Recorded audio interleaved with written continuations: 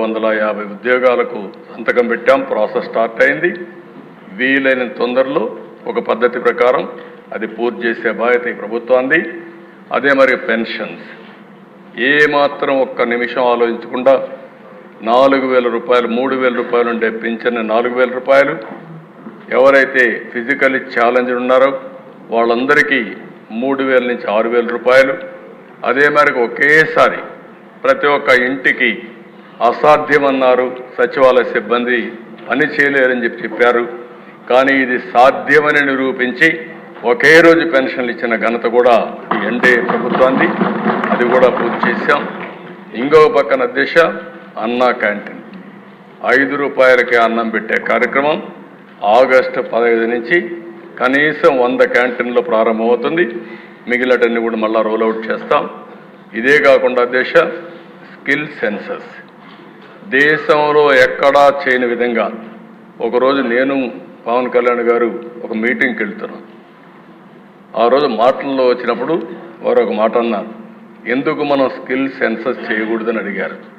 నేను ఇమ్మీడియట్గా ఆయన చెప్పంగానే is a very good idea, ఇప్పుడే అనౌన్స్ చేస్తానని ఆ మీటింగ్లో అనౌన్స్ చేశాను. అక్కడి నుంచి స్కిల్ సెన్సస్ కూడా సంతకం పెట్టాం. ఇవేవైతే 5 సంతకాలు పెట్టామో ఆ 5 ల్యాండ్ టైటిలింగ్ యాక్ట్, ఇది భయంకరమైన యాక్ట్. ఈరోజు రేపు మీరు చర్చిస్తారు. ఈరోజు ఇంట్రడ్యూస్ చేశారు, రేపు చర్చ చేస్తారు. ఒక దుర్మార్గుడు అధికారంలోకి వస్తే ప్రజల ఆస్తులకు కూడా ఏ విధంగా రక్షణ ఉండదో ఈ ల్యాండ్ టైటిలింగ్ యాక్ట్ అనేది ఒక ఉదాహరణ. ప్రజల్లో ఆ అపోహలు వచ్చే పరిస్థితికి వచ్చింది. ఇవన్నీ కూడా ఒక సుపరిపాలనకు మారు పేరుగా ఈ ఎన్డీఏ గవర్నమెంట్ ఉండాలని రాష్ట్రంలో నేను మనస్ఫూర్తిగా కోరుకుంటూ, కష్టాలున్నాయి, ఇబ్బందులున్నాయి, ఒకే రోజు మేము మొత్తం తీరుస్తాం చెప్పలేం, కానీ కష్టపడే ధైర్యం ఉంది. ఈ రాష్ట్రం కోసం పాటుపడే నాయకత్వం నేను కానీ, జనసేన నాయకుడు పవన్ కళ్యాణ్ గారు కానీ, బీజేపీ కానీ పనిచేసి మీరు చూపించిన అభిమానానికి తిరిగి మీ రుణం తీర్చుకుంటామని మరొక్కసారి ప్రజలకు అందరికీ హామీ ఇస్తూ మరొక్కసారి గవర్నర్కి పూర్తిగా మనస్ఫూర్తిగా ధన్యవాదాలు తెలియజేసుకుంటూ సెలవు తీసుకుంటున్నాను.